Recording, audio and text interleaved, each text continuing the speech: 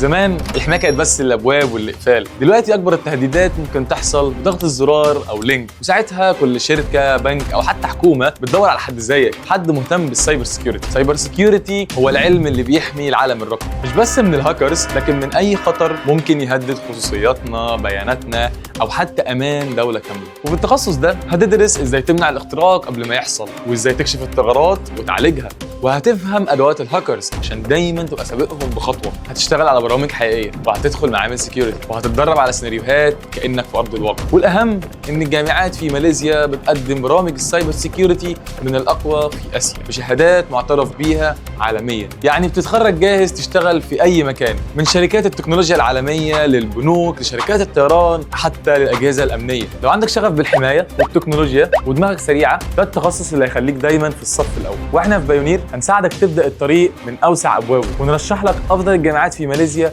خطوه بخطوه لحد ما توصل لهدفك. تواصل معانا واحجز استشارتك المجانيه. مستني ايه؟